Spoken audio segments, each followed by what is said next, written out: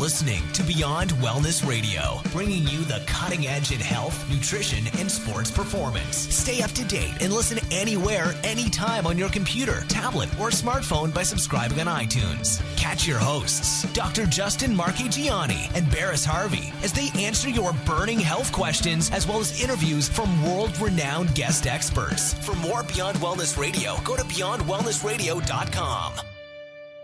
Welcome back to Beyond Wellness Radio. This is Dr. Justin Marchegiani here. Baris Harvey will not be here today, but we have an awesome guest in our studio, Mary Vance, NC. Mary is a certified nutritional consultant through Bauman College. She's also gone through Dr. Daniel Kalish's functional medicine program, and Mary's been working with patients, I want to say, for the last 5 to 10 years, Mary? It's actually been almost 10 years now. I finished school in 2006, but started kind of mentoring and working with people around 2005-ish, so almost 10 years, yeah. Wow, that's great. Well, I would love for you to be able to share your story, kind of how you got into the health field with our listeners. Sure, and you can read kind of more detailed information on my site, which is maryvancenc, like nutritionconsultant.com, but the short story is that I grew up an animal lover and was raising and training show horses and dogs, and I attended some animal rights workshops and learned about the really deplorable conditions behind factory farming, and that really horrified me, so I became a vegetarian. And I was about 15, and I lived essentially on rice and ramen noodles, and I became severely anemic. Oh, man. Yeah, I know, right? I mean, they were delicious, but I became really severely anemic, and that was kind of the first connection I made that, wow, what you eat really dictates the status of your health. And to, now, since you and I are working with clients and patients all the time, it's kind of a no-brainer for us. But I think a lot of people still don't really make that connection. And so that's what really hit home for me. And I started really studying how to be a healthy vegetarian, if there is such a thing. And I just read everything I could get my hands on. I was really interested in the connection between nutrition and health. But then I was, of course, eating a lot of soy and thought that I was super healthy because I was vegetarian.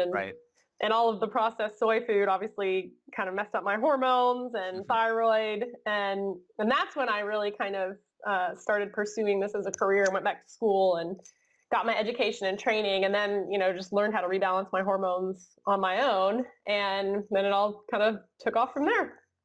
Wow, that's great. Now, because you mentioned animals, I'm going to go into it. I got a scratch from my cat maybe 4 days ago, and it's kind of swollen up. And I've done some research. It's a Bartonella infection. Oh, and I'm wow. actually treating it right now with some herbs, with silver, with noni, with neem, cordyceps, a couple herbal formulas, and it's actually going down really nicely. So I may get to avoid the antibiotics. I'm keeping my fingers crossed. I want to keep my gut flora as healthy as possible. Yeah. But I know you have experience working with a lot of people with gut infections. And I'm just curious, people that have animals, do you see a lot of people that are around animals come up with infections? That's a really interesting question, because one of my closest friends is a naturalist and works with tons of animals, and his was the worst parasite test I ever saw. Gosh. Riddled with stuff and has a lot of GI issues. And yes, actually, one of the more common things I see, and I know you do too, is really H. pylori. And then if you test one person, if they, have a partner, you always want to run a test on the partner, and 9 times out of 10, the partner comes up with it too. So aside from animals, the moral of the story is check your partners as well. Oh, absolutely. My cat gave my fiance a cryptosporidium infection. Oh my gosh. I know. And speaking of cats, are you familiar with toxoplasmosis? Oh yeah, yeah. So that's an infection that literally changes the person's brain chemistry to I think actually like urine, like the cat urine. Oh my gosh. Isn't that crazy that it can change your urges and kind of desires around something like that? Isn't that crazy? That's really scary. I think pigeons carry that too. Yeah, exactly. So when you deal with a lot of these people that have chronic infections, what's the best way to do it? Do you find going out, knocking out the infection right away tends to be the best thing? Or is there some type of foundation that has to be worked on with these patients before they get into the infections? Well, that's a really good question too. And as you know, kind of my favorite repeatable mantra that I tell everyone is that there's never a one-size-fits-all approach with any of this stuff. So if someone comes to you and they have a bunch of different gut infections or pathogenic infections or parasites going on, I mean, sometimes if they're also super toxic, their liver isn't working properly because they're super overwhelmed with all the toxins that are emitted due to these gut infections, and they're not digesting well, and that creates kind of a toxic environment. Then if you give them herbs or even sometimes antibiotics or whatever, if they have a really severe infection, then that can overwhelm their detox system and overwhelm them to the point where they crash and feel incredibly ill. And Right. if their adrenals aren't supported. So it's really important to make sure that, whoever you're working with has, their detox channels are working properly and they're not super stressed out and their adrenals are kind of working before you can really knock out a lot of the GI piece, and make sure that their diet is pretty stable too. I mean, don't you find that kind of in your practice too? Yeah, I mean, I find that a lot of people, for instance, a lot of toxins are eliminated via the hepatobiliary channel system. So if your gut is backed up, then when your liver and gallbladder dump all this stuff up, you're just going to reabsorb it. So Totally. definitely making sure like digestion's there, transit time's there, getting rid of dysbiosis and SIBO, Yeah. that's like I find really important. Yeah, SIBO, it's so funny because all of a sudden you hear about SIBO everywhere, and it seems like years ago no one was really talking about it. Yeah. And now I see it, it's a really common cause of constipation, and almost everyone I'm working with that has GI problems has a tendency towards constipation. And of course that makes, detox issues much worse if you're backed up. But SIBO is really huge right now. I see a lot of those cases. And what's your opinion with SIBO? Because I find you have some patients that it's just SIBO that's causing the problem, and then you have other patients where SIBO's kind of a sign of a deeper infection that's like underneath, and that's kind of like making the outer environment in the gut like more, dysbiotic, if you will. So what's your take? Are you seeing more just SIBO being the problem, or SIBO and other infections? Right now, well, I find that with Candida most often. Yeah. Like you always see yeast as kind of a secondary Candida, infection to other stuff. And it seems that way with SIBO as well. Because, obviously the gut terrain is totally altered with these infections, and then it causes these secondary infections to crop up. But what's kind of baffling to me right now, I don't know if you've come across this, but I'll have people that go to their doctors and get, breath tests for SIBO, and they come back negative, but they still have all the signs, and then they start eating, avoiding the FODMAPs and kind of addressing that and feel better. So I wonder, what do you think about kind of the accuracy of those breath tests? Oh, basically, we're on the exact same page. I tell my patients, one, if we see it in the stool test, that's great.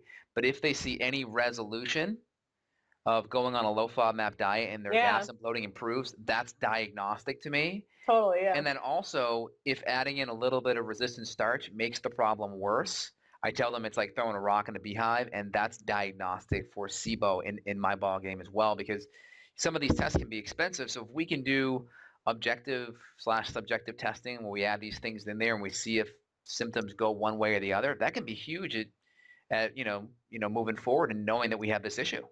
Yeah, and so do you just use the Metametrics test to see if there's an overgrowth of good bacteria, and that's how you use stool testing to diagnose SIBO? Yeah, like that, or like if you're doing a 401H from BioHealth, you'll see like Enterobacter, or you'll see Citrobacter and things like that up in the abundancy of the gut bacteria. So you can see it that way too. Okay. And then sometimes just in a breath test, I mean, you'll see it more with H. pylori, but I've been just doing the FODMAP thing, and that thing's really diagnostic for patients. I think so too. Yeah, exactly. And it also, if that works right away off the bat, it kind of saves some people money if they can't afford to do a stool test right away. So yeah, and you right now you're doing a lot of stuff with detoxification. I think you have an ebook and a specific product on your website that you're really kind of putting out there right now. Can you tell us more about that detoxification product? Yeah, so I wrote a book called 3 Weeks to Vitality, and my main really goal for writing this book is that one of my colleagues and I used to teach detox workshops, which were really fun, and we would do them right before spring and right before fall, because those are kind of the ideal times according to traditional Chinese medicine. That's when the liver and large intestine are the most active, and the weather's warm, and those are the best times to detox. But one of my main things in teaching these workshops, and I noticed, was that people were doing just these crazy fad cleanses that were really unhealthy, and drinking all kinds of stuff and doing the master cleanse for 3 weeks. And if, some people can feel great doing some juice fasting, but if you have underlying hypoglycemia or some other types of issues going on, then that can, again, be really kind of dangerous. And a lot of people have ended up in the hospital from doing the master cleanse because it severely alters their electrolyte levels. And so I kind of wanted to educate people on just using food and herbs for safe, holistic detoxification. And that's kind of the basis of my book. It gives you a 3-week plan. And, week 1 is the pre-cleanse, where you're kind of cleaning up your diet and getting rid of all the junk like gluten and dairy and potential food allergens and soy foods. Yeah. And so the other benefit of it, aside from all the education that I kind of provide and a guideline to this 21-day program, is that it's also a great way to test yourself for food allergies, by eliminating potential allergenic foods for a period of time and then adding them back in at the end. You can tell, if you start to get symptoms that you might have food allergy issues going on. And same thing with coffee and alcohol. A lot of people are drinking coffee every morning and drinking wine at night, and they don't realize the impact that has until they get rid of it. And then, it helps them really identify which habits are not serving them well. Yeah, that's I think you said some really important things there. Now, you talk about detoxification. So you're kind of eliminating a lot of the environmental stuff, a lot of the dietary stressors that are coming in your body. Is that correct? Yeah, for sure. So because our environment is so toxic these days, it's really scary. A lot of people say, oh, our liver is our own natural detoxifier, and you'll hear naysayers basically saying you don't need to do a detox because your liver does that for you. But obviously, we're bombarded with so many toxins, and if, like we've been talking about, if your gut's not working properly, if there are other factors going on, we have both endogenous toxins, internal and then external. So just by, getting rid of all the junky stuff that you're eating for 21 days and really there are foods that you can eat to support your liver and herbs you can take and, kind of healing elixirs you can drink to really support liver detox. So yeah, definitely what you're intaking day to day is really important for that, but also just kind of making over your life. That's kind of the whole holistic model, right? Is that we identify not only just what we're eating, but our lifestyle and stress and sleep and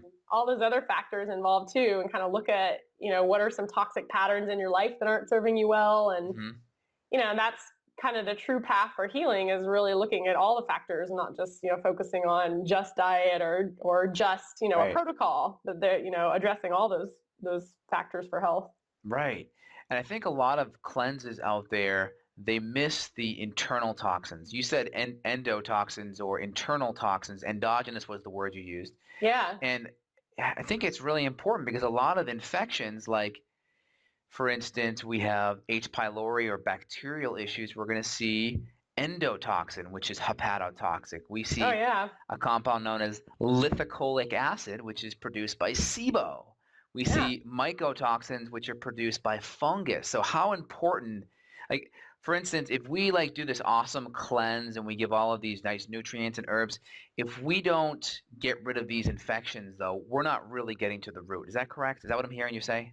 Yeah, totally. And, obviously this cleanse is just designed for people to be able to do this at home. But I do get a lot of emails from people that say, yeah, I felt better by cleaning up my diet, but I still don't feel great. Then that's a sign that there's, something else going on that you have to test for. And so, yeah, that's one of the major issues is, people have adrenal fatigue and they're not going to totally get better until you really resolve some of these underlying other factors that might be going on that are a huge stress on the body. So what do you think the 3 habits, just what do you, out of your experience seeing thousands of patients, what are the 3 biggest habits that are putting stress on our detoxification systems? Well, the biggest one, I think, and that you probably agree with, I wouldn't say necessarily on the detox system in general, but one of the biggest things that people don't realize that's just a factor for health is sleep. I mean, we're so programmed in our society that if we sleep 8 to 10 hours a night, then we're lazy and we're not productive. And, I was just reading an article the other day that said, our ancestors were sleeping, 10 to 12, sometimes more hours a night. And we've gradually whittled that down. And that's one of the gateway first rungs in the ladder for stress, which causes inflammation, which, then you're kind of off and running because that's how the disease state begins. So sleep is a huge one. And then for detox, a lot of it is really focusing on cleaning up your products, things that you're slathering on your skin and chemical filled cleaning products that you're inhaling when you're cleaning your house. And, there's just so many chemicals that are used in our lives day to day, and cleaning up all that stuff. Just remember, anything that you're rubbing on your skin is absorbed and has to be detoxed. And that includes on your food, pesticides that you're eating or herbicides from non-organic produce and factory farm meat, those are all huge. They have a huge impact. And then of course, people are just like popping pain relievers and, drinking alcohol and using over-the-counter drugs, and all of those kind of really add up and your body has this, total load threshold. And when that's exceeded, then these toxins back up into your system, and that's when problems start. Yeah, those are some really, really good points. Now, on top of that, you talked about the master cleanse. I think you were dropping a serious big knowledge bomb back there. Like that's like blasphemy in the detox world. Can you go more into the master cleanse, if you will, and just talk about kind of what your take on it is? Yeah, the master cleanse is very polarizing. Some people are like, they get super upset if you talk badly about the master cleanse, but the idea is that you drink this, lemon water, which, in and of itself, hot water with lemon can be a great detoxifying agent. It like stimulates peristalsis, and it really does kind of help bile production. It's very alkaline too, very alkalizing. Totally alkalizing, So this master cleanse, they drink that and cayenne pepper, which can be thermogenic and help boost fat burning and increase circulation, and maple syrup and sometimes Epsom salts or something, maybe. I don't even know. But, if you're drinking this 6-7 times a day, again, like I was saying earlier, if you have underlying kind of health issues you're not aware of, or if you have a tendency to hypoglycemia, you're going to really crash and burn. And people are doing this mostly, in my experience, when I've worked with clients or taught these workshops. It's not that people really care so much about, being healthy or cleansing their liver specifically. They just want to lose weight. So you are going to lose weight, but you're mostly losing muscle mass. You're not burning fat when you're doing the master cleanse. So, it can really have detrimental effects on some, and people will be like, oh, but I felt amazing. And, I think that's kind of a false sense of your body's being stressed out and you're kind of running on adrenaline for a few days. Yeah, it's very addicting to be running on adrenaline. It like feels good.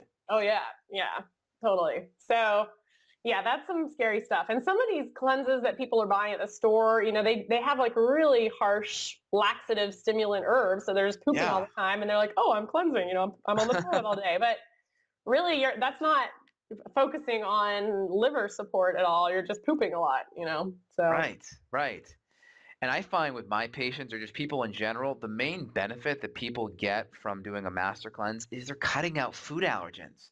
Right? There's no proteins in their diet. Exactly, yeah. So it's like they're just getting a total break from eggs and beef and chicken, even foods that are like, paleo, but they're just getting a break from it, and their immune system kind of like de-stresses, right? That's a really excellent point. And a lot of people, if they are feeling really poorly going into it and they're having a lot of digestive issues, then and that's where people get confused too, is that it's hard for them to determine if they have a food allergy, or if they're just not digesting foods that they're eating well because their digestive system isn't working and they're not producing enough enzymes or hydrochloric acid. And then they remove all those foods, or they remove all food, and they're like, oh, I feel amazing. And it's probably because you're, like you said, they're removing allergens or food that they're not digesting well. Yeah, that's a really good point.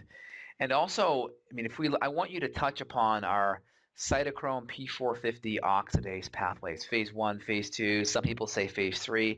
I want you to touch upon that, because if I remember correctly from school, it takes protein and amino acids to run those pathways. So you look at the master cleanse, you're like, wait a minute, there's no amino acids coming in. So how does that actually run our detoxification? So can you go down and talk about our detoxification pathways?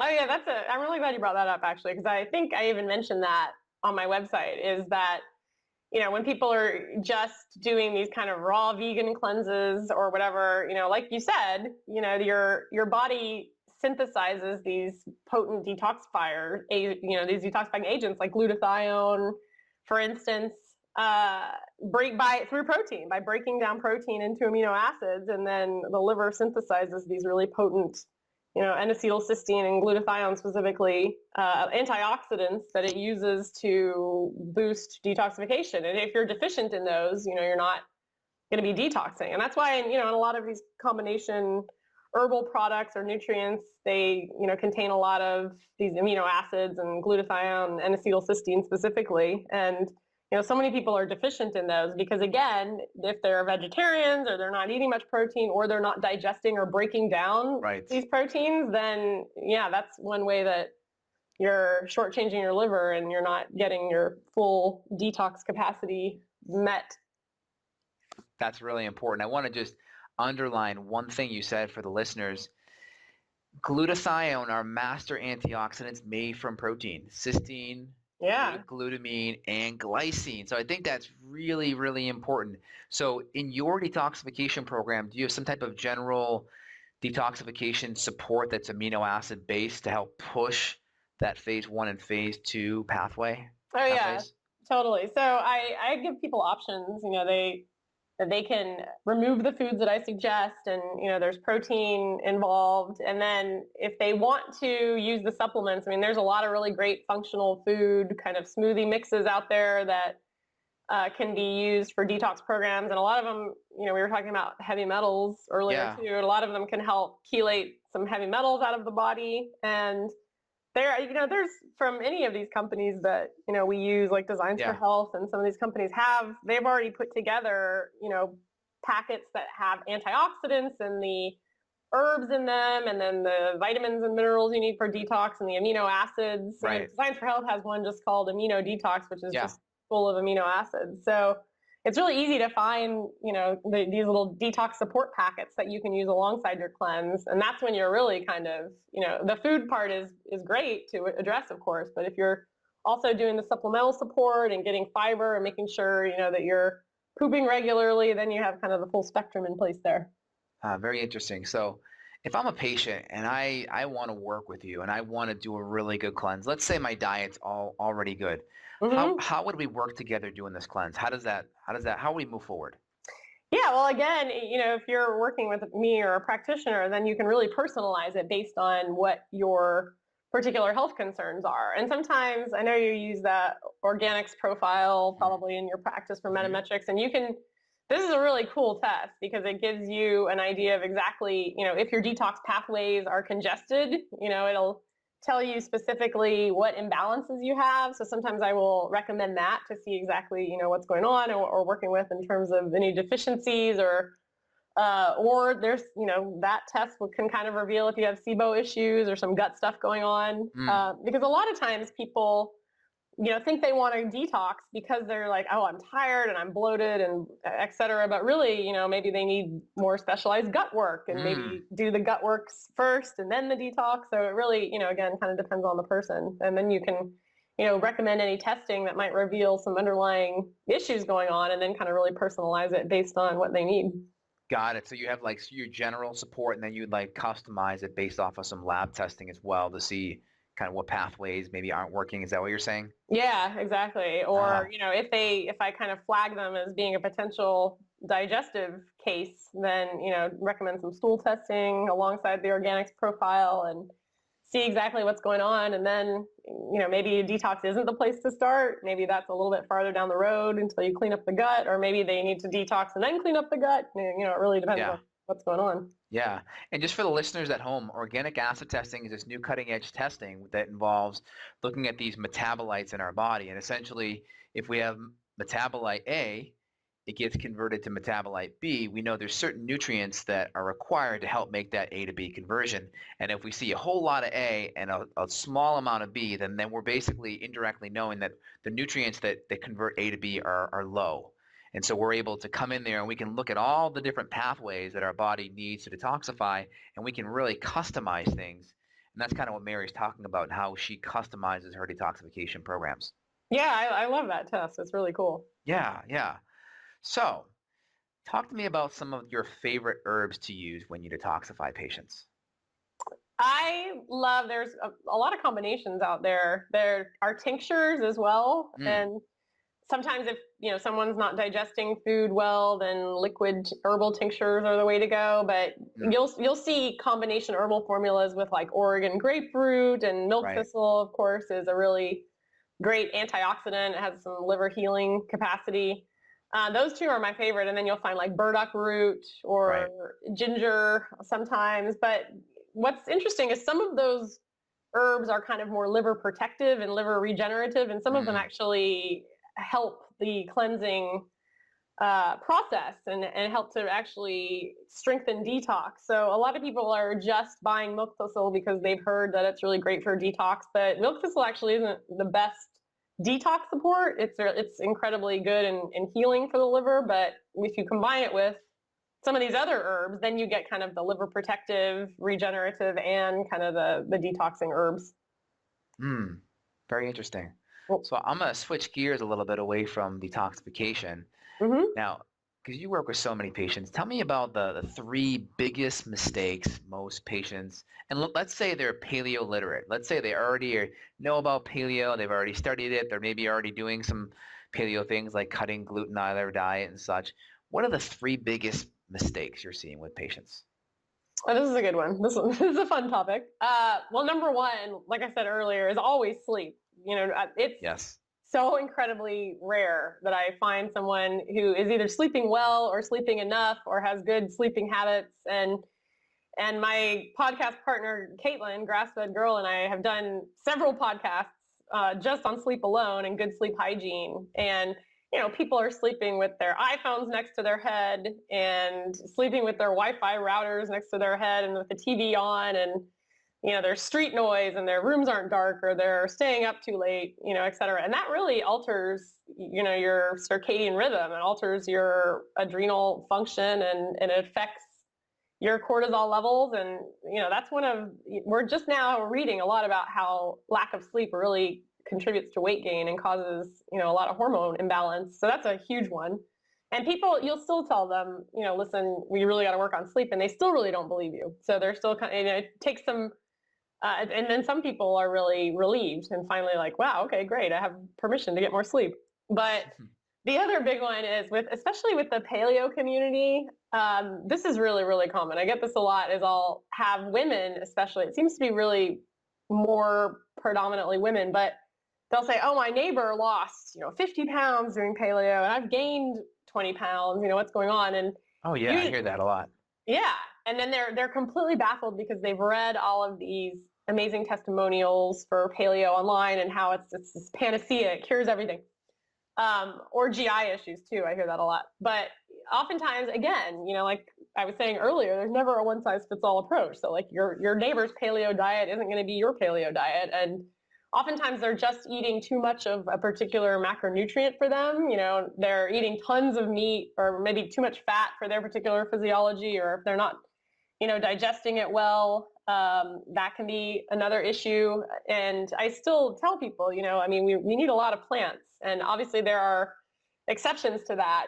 Again, sometimes too much fiber can be irritating to people if they have gut problems. Mm, But it's usually, and they're crossfitting, they're working out really intensely, and that can be an issue too. If they have hormonal imbalances and severe adrenal fatigue and they're, crossfitting themselves to death, then you're going to have some weight loss resistance issues too. So sometimes, people aren't exercising. Sometimes they're exercising too much, or they're not sleeping enough, or they might be eating paleo, but they're just not they haven't adjusted their particular macronutrient ratios, or they're eating like super low carb, they're not getting enough carbohydrates, and that can actually affect hormone balance. And especially for women, like I was saying, women seem to be, women have really delicate endocrine systems. So, if they're eating way too low carb, then that can prevent weight loss and contribute to some hormone imbalances too, especially seemingly thyroid related.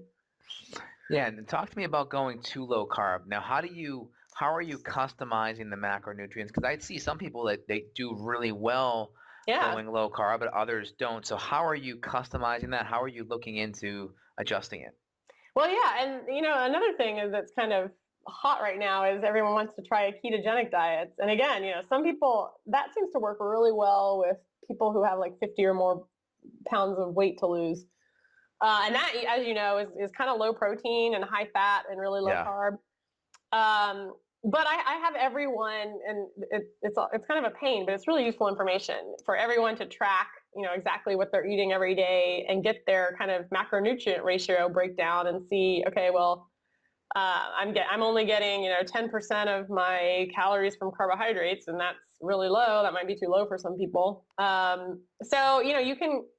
I mean, it's really kind of, it takes all the fun out of eating, basically, to have to like count your carbs and track your percentages of how much protein, fat, and carb are you getting. But I have people do that at least for a little while just to get a ballpark. But most people, I think, for weight loss tend to do well with under 100 grams of carbohydrate. And then again, it totally depends on the person and if they're working to resolve some hormone imbalances or other issues going on. And then again, this with the ketogenic diet, that's everyone's kind of hopping on that bandwagon right now. Like I said, for some reason it seems like people with not very much weight to lose don't do well on that. It can really make them feel poorly, and people with a lot of weight to lose seem to do well. What's been your experience with that, working with people? Yeah, I mean, I see men always tend to do very well. Yeah. And then some women will come in and they won't do as well, and there's typically an underlying thyroid or female hormone issue that tends to need to be addressed. And then also, I think people get the wrong mindset. They're under the impression that, all right, well, we're gonna lose weight because then we get healthy. And I think the causality is reversed. Is you get healthy, then you lose weight. And women, they just have this beautiful, intricate cycle that's kind of like a symphony that's up and down, where men just constantly have this straight line of like, and it's a straight hormonal line throughout the month hormonally, and then women have this symphony going on. So if you just take off one instrument out of the symphony or time it up wrong, that symphony just sounds like noise. Where like men just have this foghorn going the whole month. So definitely, that's one of the big things I see, the hormones.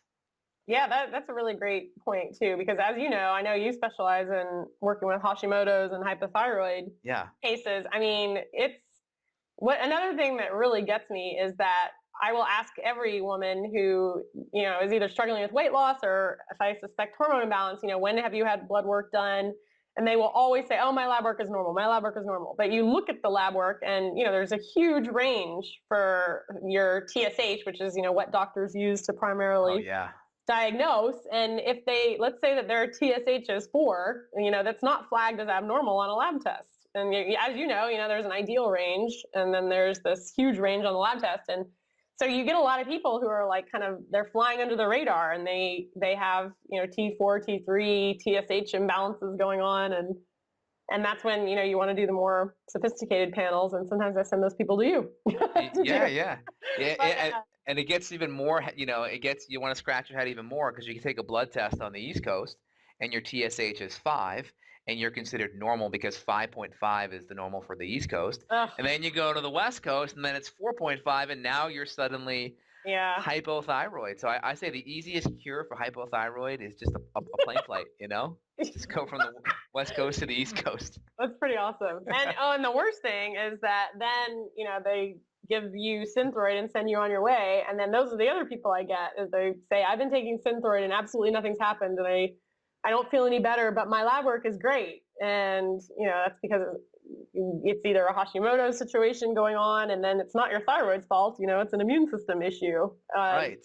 And they just, that's, I don't want to talk badly about our conventional medical system, because obviously it has its immense strengths, but that's the one thing that gets me, is they really don't, I have these people who are so frustrated working with endocrinologists, and they never ask them how are they feeling. They just look at their lab work and send them on their way. And these people are still feeling really poorly, and they're not, they have autoimmune issues. And then they're told, oh, if you have autoimmune, it's still the same treatment, Right. And then like the assumption that we can look at a brain hormone, i.e. TSH, and then we can make this general assumption that this is the same thing as thyroid hormone? Well, we can just test thyroid hormone and we can be very accurate that way. We can look at T3 and T4 free and total, but we'll just look at the brain hormone and we'll just base everything off of that one test, even though it's totally indirect. Yeah, exactly. And then I have a lot of people too who they'll have a full thyroid panel in hand, and it says that they, have their antibodies are really high, which indicates Hashimoto's, and no one has told them that. And they'll say, well, no, my endocrinologist never said anything, or my doctor never said anything. I don't know what you're talking about. And they've been walking around with Hashimoto's, and it's not been addressed, and it's just kind of baffling. Yeah, and I think it's really important for anyone listening, like the training that I've had, the training that you've had, this isn't training that's available to people in the conventional mainstream medical school setting. You really have to go outside kind of the conventional scope. You have to go study from doctors that have been in the trenches for decades, and you take classes with people that are already doing this. It's not something that's in the conventional setting. So I think a lot of people just think, oh, well, my doctor went to this medical school or that medical school. These things aren't being taught. It's so cutting edge, and for the most part, anything a doctor is learning in medical school is about 20 or 30 years old. It's very outdated. Most of what a doctor learns is clinical or in their residency. But I think that's an important assumption that people really need to readjust that.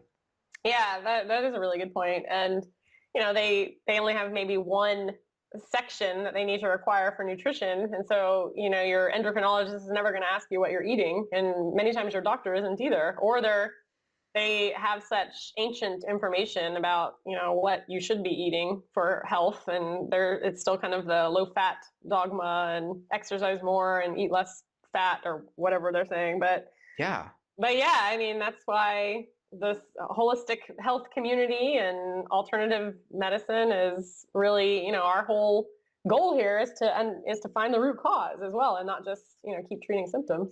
Yeah. And I spoke with a Stanford physician recently, and Stanford's probably in the top 10 for medical schools in the US. I mean, it's pretty renowned. And I asked her about her nutrition training while in school, and she had to take, I think, a 2-credit class, and it was online, and you didn't even have to show up. You could just take the test at the end, and that was your nutrition class.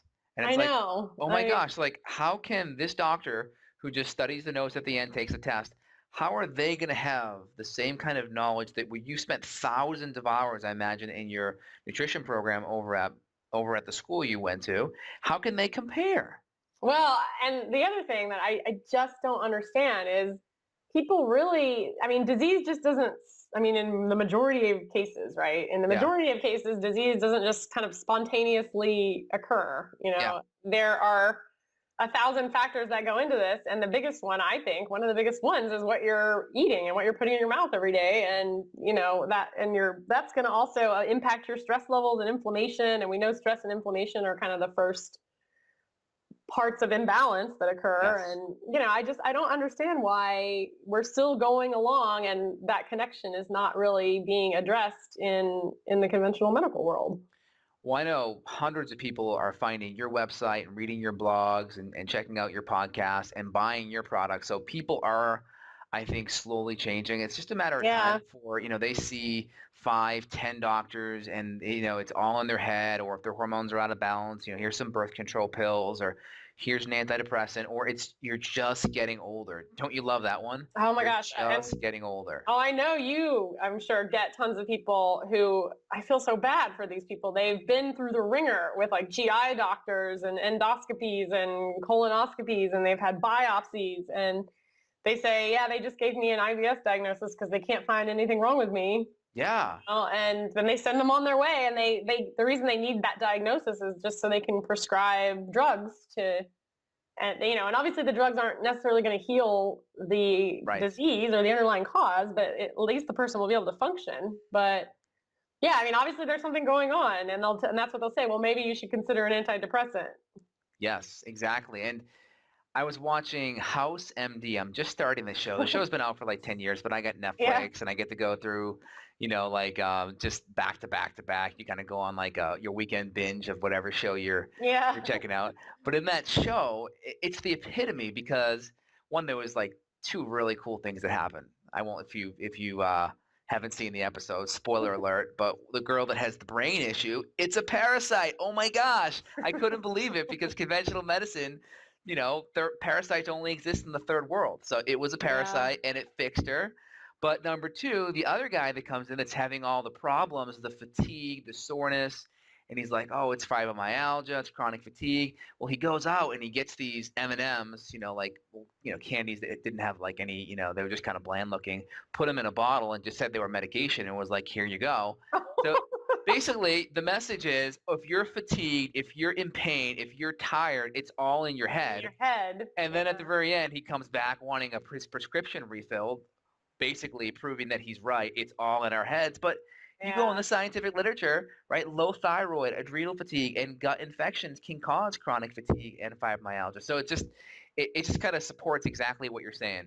Well, yeah, and our system is kind of a disease-based model and not a preventive-based model. So those are the people that are flying under the radar because they have these kind of subclinical imbalances or things, going on that aren't serious enough to prescribe drugs for or be detected. And then that's how actual real more serious diseases take hold if you don't kind of focus on these little underlying imbalances first. Yeah, I totally agree. Can you tell me more about like who is your ideal patient? Like who are the people that are coming to see you from all over the world? I specialize in women's health and hormone balance. So I see a lot of digestive cases. And I do like those cases because those, like I was describing that person who's been to 5 different gastroenterologists and had so many different tests done and they still don't feel better because just even making a few dietary changes right away will give them relief while you're kind of working on healing the other stuff. So a lot of digestive wellness, and then like you, a lot of immune cases, Hashimoto's, hypothyroid, because those are all these really satisfying cases to work with because people just feel so much better, and just educating them about what's going on with them that nobody has has told them about, and giving them a good protocol or trying an autoimmune diet. So it's mostly fertility, women's health and hormones, and digestive wellness, and then of course the detox piece too. Got it. And you mentioned a lot of digestive issues with these female patients. What % of the people that are having these infections even have digestive symptoms? Oh gosh, well, yeah, that's scary. Is that there are when you run these profiles, I mean, people or they don't really realize that what they're having are kind of nagging issues that they wouldn't even necessarily they think that's normal. They think that kind of burping a lot or feeling bloated at the end of the day or but some these food allergy symptoms and digestive issues manifest as different. Just being tired all the time could definitely indicate a GI problem as well. I mean, it totally depends on the person. So there's a lot to answer your question. Yeah, there's a lot of people that don't really have serious GI issues, but there's something going on in there. And they're not aware of it until you run a test. Very interesting. And what's your experience with resistant starch been like? That's kind of like the big hoopla in the paleo community. So what's your experience? What's your experience? That has really kind of taken off.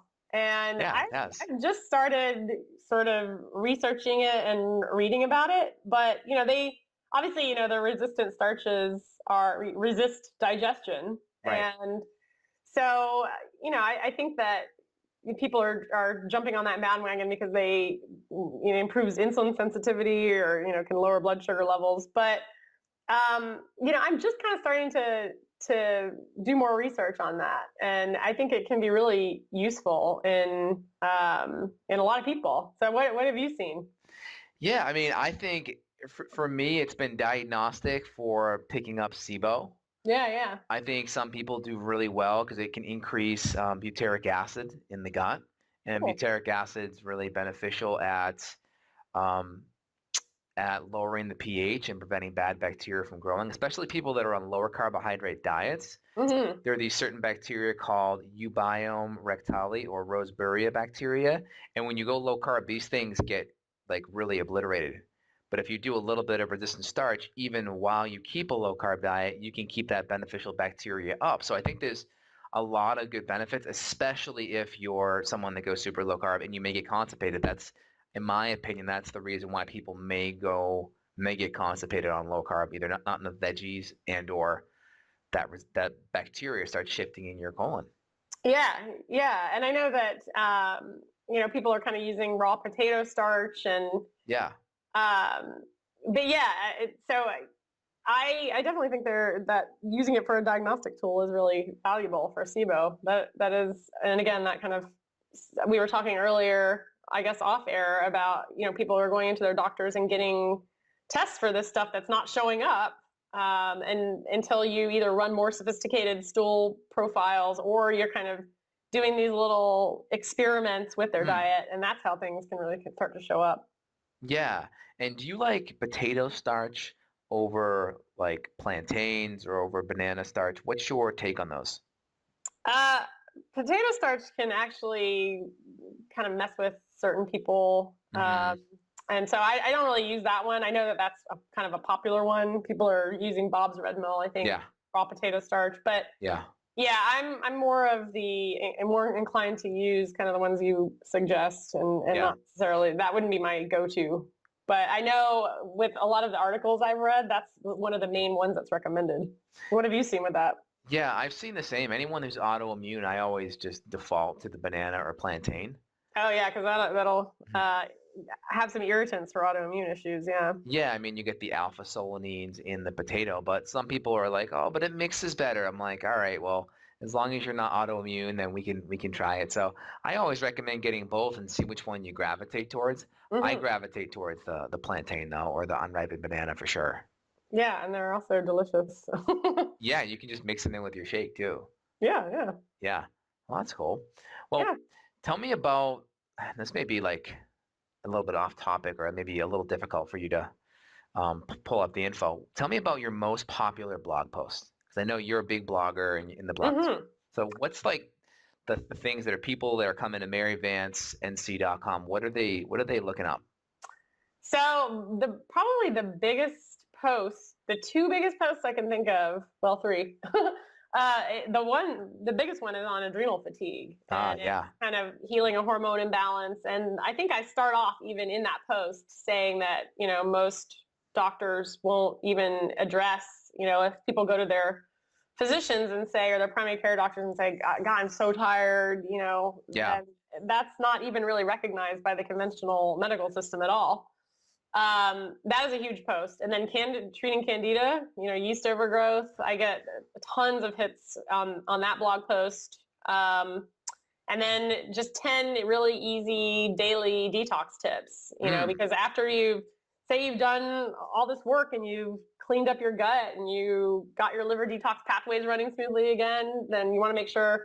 That's another huge question that I get asked is, how do I make sure my hormone levels don't tank again? Well, there's daily lifestyle habits that you can do to, just daily detox, like dry skin brushing, or we were talking about like the hot water with lemon, or including liver-friendly foods, sitting in a sauna, exercise, sweating. There's tons of ways that you can support your liver daily. And also, if you are working on healing hypothyroidism or hormone imbalances, just making sure your lifestyle factors are in place is the most critical factor. I mean, you can be doing everything right with taking your supplements every day and eating, but if you're staying up all night and chugging coffee, or and your stress levels are through the roof, you're not going to get better.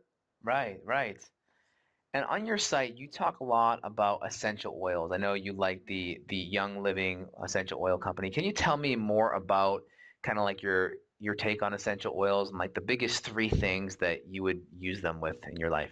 Yeah, I was thinking earlier when you were talking about your cat scratch infection that thieves oil. Thieves, yep.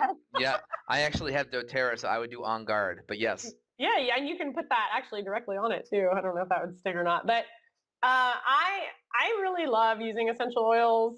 My main caution that I like to tell people though is that I think that people are using a lot of these oils internally, and you need to be kind of careful with how you're using them internally, because we're still not sure exactly. There's a lot of evidence that peppermint, which is one of my favorites, you're asking about my favorites. Peppermint is one of my favorites because it, it's really uplifting and cooling, and it can relieve headaches pretty instantly, and it can be very soothing for IBS type people. Then there's evidence, though, it's because it's killing off, certain gut bacteria. And if someone has SIBO, for instance, and they have an overgrowth of, that's what SIBO is. It's basically bacteria in the wrong place and an overgrowth of what's not considered bad bacteria. It's just in the wrong place and there's too much of it. And, it can kill some of that off. And so we don't know necessarily if it's killing off good gut flora.